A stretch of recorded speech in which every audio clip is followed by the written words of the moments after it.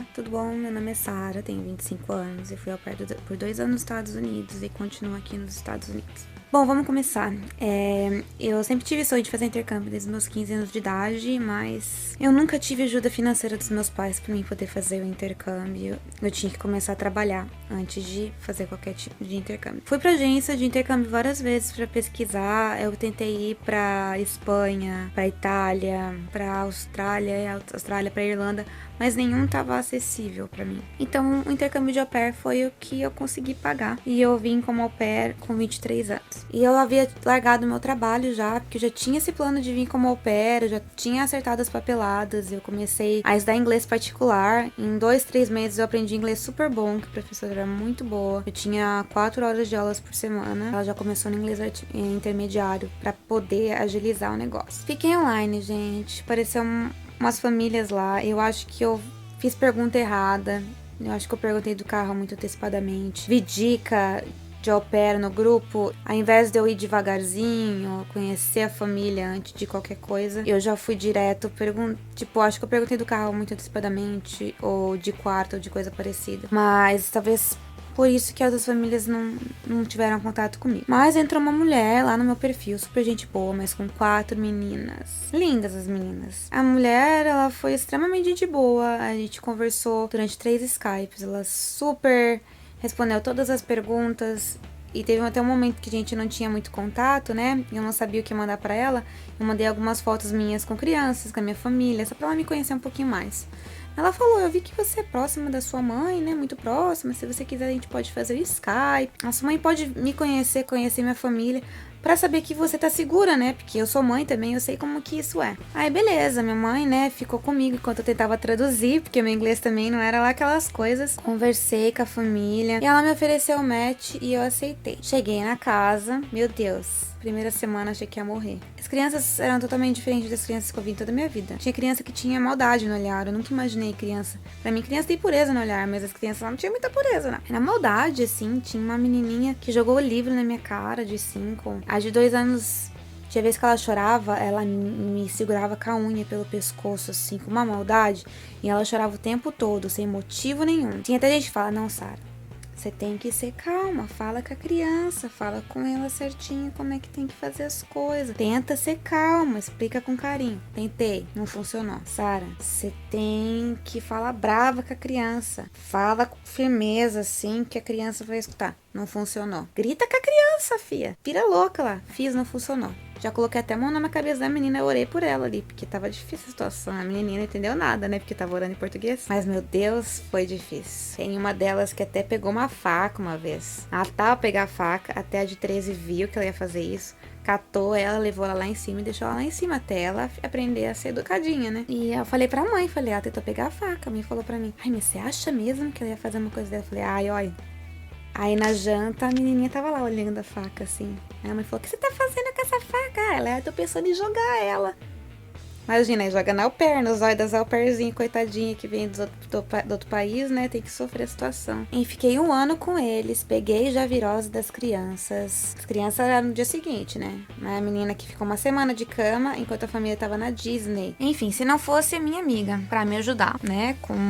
Me trazendo comida todo dia, eu não sei o que tinha acontecido, porque nem comida eles deixaram pra mim. Eles foram viajar pra Disney e eu fiquei a semana inteira sozinha lá. Foi muito triste, assim, mas Deus sempre cuida da gente. E foi passando o tempo, né? Chegou a carta pra perguntar da extensão e eu não tava preparada pra voltar. Eu não tinha certeza quando eu vim como au pair se eu ia ficar 1 ano ou não, mas tava pra terminar, acho que foi no 7º mês, no 6º mês que eu não lembro que mês que eu recebi, mas perguntando da extensão, né? Daí a minha chefe perguntou, você vai querer estender ou você vai querer voltar pro Brasil? O que você vai fazer? Daí eu fiquei meio sem graça, porque eu não queria estender com eles. E ela perguntou isso na frente da menina que eu gosto. A menininha mais gente boa da família. Que eu cuidava de uma de 2 anos, uma de 5, uma de 9 e uma de 12. Nenhuma era fácil, mas a que eu mais gostava era a de 9, que era meu amorzinho. Ela perguntou isso pra mim na frente da menina e eu não respondi na frente da menina, né? Ela falou, não precisa responder agora, então Beleza, passou alguns dias eu pensando como que eu ia falar com ela. Aí eu cheguei e falei, eu preciso, vamos conversar, mas tipo, aproveitar que as crianças não estão aqui. Aí eu falei, eu gosto muito de vocês, mas eu quero estender com outra família, talvez pra um lugar mais quente e tal. Porque eu sofri muito no inverno naquela família. Eu podia usar o carro deles no meu tempo off, mas eu comecei a usar o carro só na primavera. E eu cheguei no outono, então tipo, passei o outono e o inverno sem carro. Só comecei a usar o carro quando parou de nevar. Que ela falou que tava meio insegura de eu dirigir na neve. Mas depois que eu dirigi com o professor lá, ela deixou eu usar o carro toda vez que eu precisava. Mas enfim, ela usava o carro todo dia quase pra ir trabalhar. Então não tinha como levar a menina de 2 na escola. Eu levava ela no carrinho, no stroller, né? Que a gente fala carrinho de empurrar a criança. Levava ela por mais ou menos uns 4 blocos, uns 4 quarteirões assim. E quando nevava, a neve vira gelo e ela fica uma camada na rua. Além de não ter calçada no caminho, eu andar na beirinha da rua, quando nevava, eu andava mais no meio da rua ainda. E nevava pra caramba, assim, debaixo de chuva, tudo. Eu sofri muito no inverno naquela casa, assim, foi tenso mesmo. Então eu falei pra ela que eu queria talvez ir pra um lugar mais quente e tal, né? Ela falou, é assim, né? Você ia curtir a Califórnia e tal, beleza. Eu fiquei online, apareceu um monte de família no meu perfil. Essa família com a qual eu trabalhei no primeiro ano falou super bem de mim no perfil, falou que eu era uma au pair muito boa e que qualquer um que me tivesse na casa teria muita sorte. Que eu achei legal da parte deles. Eu tive muita família, eu achei que só podia ser 4 famílias ao mesmo tempo, mas eu tive 6 famílias ao mesmo tempo. Tudo quando é tipo de família apareceu. Família com 4 crianças, família falou que ia trabalhar menos, tudo mais.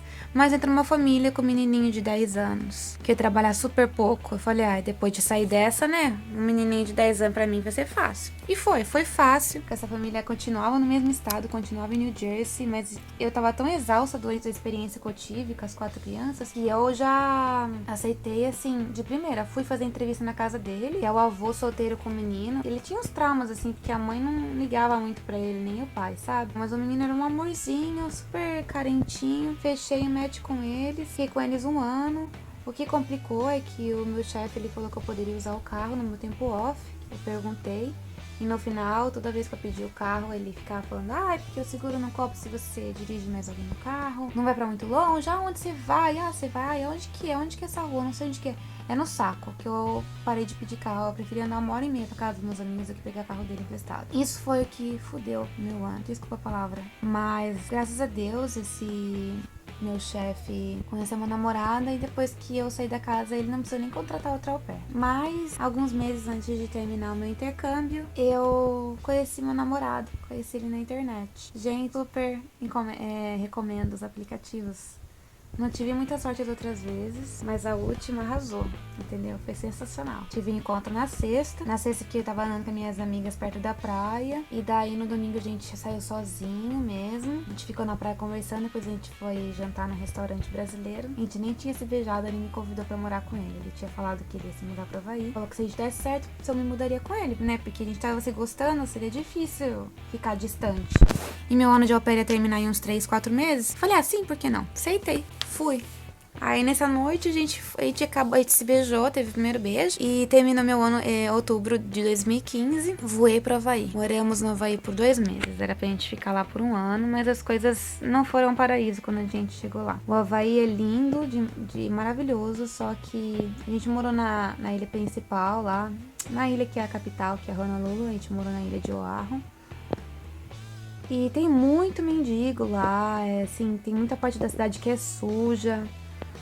É engraçado até porque no Brasil a gente vê muito cachorro na rua, lá você vê muita galinha na rua, muito engraçado, muito estranho também. Eu trabalhei numa loja lá e o carro do meu namorado quebrou logo que eu cheguei e demorou muito pra consertar o carro, porque o Havaí são 6 horas distantes da Califórnia, que é da ilha principal dos Estados Unidos, então tudo que chega lá demorava muito pra chegar, demorou 1 mês pra consertar o carro. E lá eles não pagam tão bem, pra você ter uma ideia, eles pagam aproximadamente $8 por hora pra uma babá, sendo que onde eu tô aqui é no mínimo 15. É $8 e tudo lá, tipo, é 2, 3 vezes mais caro o valor. Então a gente já tava cansado de estar por lá, né? E a gente voltou pra New Jersey. Estamos aqui até ver aonde que a vida vai levar a gente.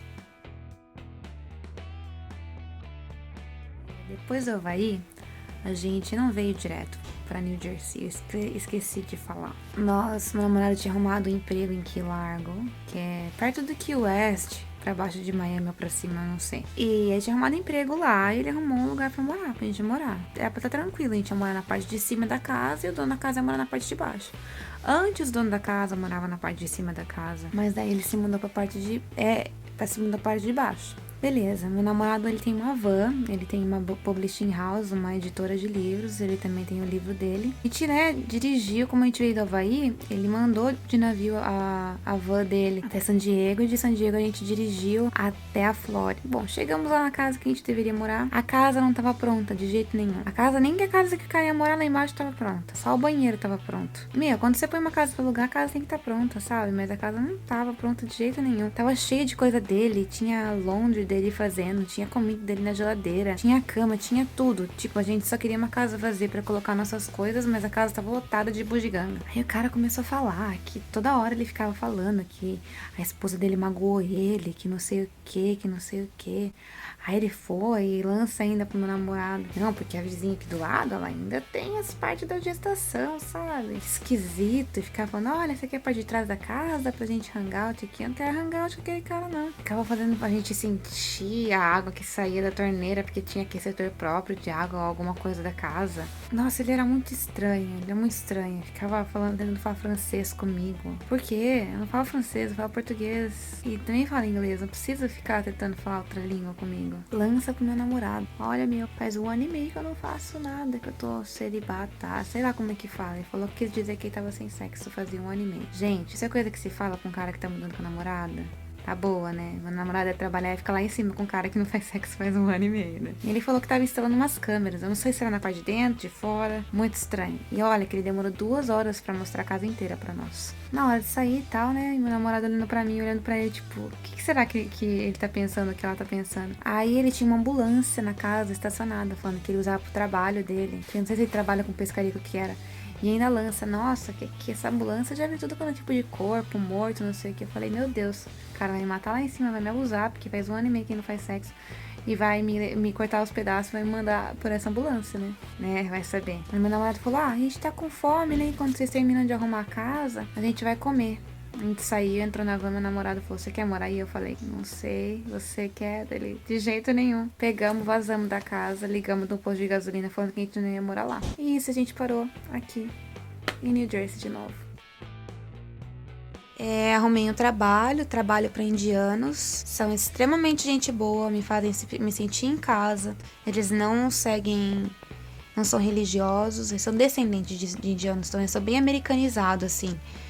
Não tem sotaque, não tem nada. Trabalho bem tranquilo, ajudo a mãe stay home. A mãe que fica na casa. Quando ela tá com as crianças, tô na cozinha ajudando a fazer alguma coisa. Quando ela tá na cozinha, tô com as crianças. Quando ela tá com uma criança, tô com a outra. Ela tem mais uma babá na casa pra ajudar a poder dar atenção às 2 crianças, sabe? Porque como ela tem que dar atenção no bebezinho de 4 meses, eu fico brincando com o de 2,5. Então a gente reveza, assim. Mas enfim, gente, é isso. Parecia muito mais empolgante quando eu tava falando na frente do espelho a minha história. Mas é isso aí. New Jersey é legal, principalmente se você mora perto de Nova York. Fiz viagens excelentes nos meus anos de au pair. E o que eu aconselho vocês, guardem o máximo de dinheiro que vocês puderem, porque vocês nunca sabem como é que vai ser a mudança de visto depois que vocês são au pair. E se vocês conseguirem guardar o máximo de dinheiro que vocês puderem, pelo menos os $50 semanais, quando vocês terminarem o programa de au pair, pelo menos vocês têm dinheiro ou para pagar um semestre de universidade, ou para ter um carro. E com o carro você tem muito mais facilidade de arrumar um emprego como nanny. E aí, um beijo para todos vocês, uma boa sorte.